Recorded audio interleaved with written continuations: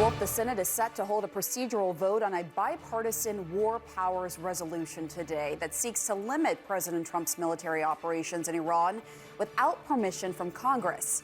The House is expected to vote on its own version later this week. Joining us now is one of the lawmakers leading that effort, Democratic Senator Tim Kaine of Virginia. He serves on both the Senate Foreign Relations and Armed Services Committees. Thank you so much for coming on. So you have the support of at least one Republican colleague, Senator Rand Paul, but Punchbowl News reports your resolution is, quote, all but guaranteed to fail. Why is it still necessary to hold this vote? First, every senator should go on the record as to whether they support this war with Iran. President Trump is calling it a war. Secretary Rubio has called it a war. Head of the Joint Chiefs, General Kaine, has called it a war. We are not supposed to be at war without a vote of Congress. Members, including senators, like to duck and dodge and hide rather than be accountable. We all need to vote at this historic moment. Do we support this war or not? Second, it's necessary because even if it falls short, my filing of war powers resolutions in the past has changed behavior. Recently, we got Republicans to support a war powers resolution, no war in Venezuela, without a vote of Congress. After that first procedural vote, President Trump canceled a second strike on Venezuela and then negotiated with Republicans to get them to change their vote and had to make offers. We won't put troops on the ground. We'll send Secretary Rubio up for the first public briefing in 6 months about this. We all need to be held accountable. We can change the administration's behavior with this vote, but the American public needs to watch this debate as we ask the question, have we learned nothing from 25 years of war in the Middle East, 14,000 American troops and contractors dead, more than 60,000 injured, hundreds of thousands of civilian deaths, $8 trillion of expense. And what did we get out of it? That's the reason we're having this debate today. And today's vote will be the first step and definitely not the last as we try to challenge this illegal and unwise war.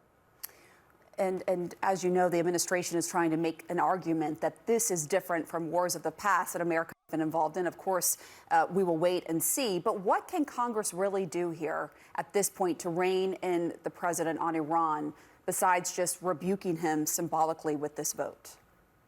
There are a number of strategies we can use. The War Powers Resolution is the first. It's a privileged motion, which means when you file it, you are guaranteed a floor vote. They can't bottle it up in committee.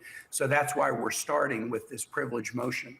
But we have legislation that will be on the floor of the Senate. We can, on other topics, but we can seek to amend that legislation to say no appropriated funds for operations in Iran. There's a way to force a vote on a war authorization in Iran that I think the Senate would vote down because members don't want to be on record for a war that has already led to American casualties and will likely, sadly, lead to war. Senators and members in the House often like to just hide and let the president do this, but the framers of our Constitution said we shouldn't send our sons and daughters into a war unless Congress has the guts to vote on it and say it's in the national mission. And certainly after the classified briefing we received yesterday, where I challenged the administration, the pattern of the last year suggests you don't think you ever have to come to Congress to wage war. They didn't contest my assertion. The evidence about what was the imminent threat to America was extremely weak to non-existent, at least as that term, imminent threat to America, has been used in the past.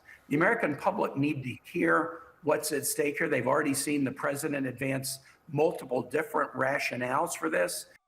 They've seen the president display kind of an astonishing lack of a plan. We'll bomb till we stop, and then Iranians, you take over your government. A jump ball is not a plan. And so this debate today is the beginning of Congress doing what it has to do on matters of war, which we should jealously guard the congressional prerogatives. We have to put it before the public so that they're educated as to what is the reason, if there is one, what is the plan, if there is one. We're doing this to try to protect American troops from needlessly sacrificing their lives. Given what you just laid out, though, about the lack of Congress's role, You know, a lot of people have argued Congress has basically rendered itself useless under the second Trump administration, with this latest example being President Trump unilaterally going to war without authorization from Congress. What do you say to that? Would you agree? Well, look, I think that that's a fair critique of what Congress has done under presidents of both parties, but I haven't. When I came into the Senate in 2013, after having been governor and watched my Virginia Guard deploy again and again and again into Iraq and Afghanistan, and going to the funerals and wakes and to the deployments and the homecomings, I made a pledge when I came in. I would stand up against any president trying to take us to war without Congress, and especially if war in that circumstance is a bad idea. And I've held the same standard to President Obama, President Trump term 1, President Biden, President Trump term 2. We don't need another war in the Middle East. My state, Virginia, is very pro-military. We're probably the most connected state to the military of any in the country. I'm on the Armed Services Committee. I have a kid in the military.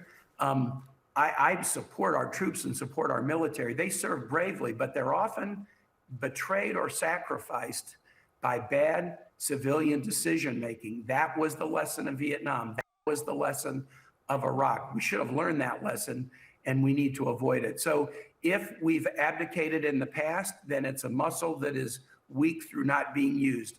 I'm forcing the muscle to exercise, and it'll get stronger with exercise. This is the 6th or 7th war powers vote that I forced in the last 13 months. And I can assure my colleagues, I'm going to keep doing it, because this muscle that's grown weak through non-use, I'm going to try to exercise it so it'll grow strong again. So you are clearly against this war, but I want to play what one Democrat in Ohio in the House, Congressman Greg Landsman, said. He opposes the war powers legislation. Listen to this. The job is very simply to get rid of the missiles, the launchers, the military assets that this regime has that could do and has done enormous damage. To me, this is a no-brainer. They had a window of opportunity to take out very specific military assets in order to defang the Iranian regime. We will be safer as a result. How do you respond to him and other Democrats who feel the same way? That they should vote for an authorization for military force. You can, if you are for a war against Iran, and notice the congressman said we had a window of opportunity to take out an asset. He didn't say there was an imminent threat to the United States. But if you're for war against Iran, then the Constitution says there should be an authorization on the floor of Congress and you should vote for it. But don't give the president an easy pass laying around the Constitution. Don't let him end run the Constitution. Any member, Democrat or Republican, who thinks war is a good idea, let him stand up and vote for an authorization for war. Don't hide under your desk and just let the president do it on his own. Because if you do, you're opening the door for presidents of either party into the future just to wage war willy-nilly, spending billions and trillions of dollars and risking the lives of our kids, without members of Congress being held accountable for it.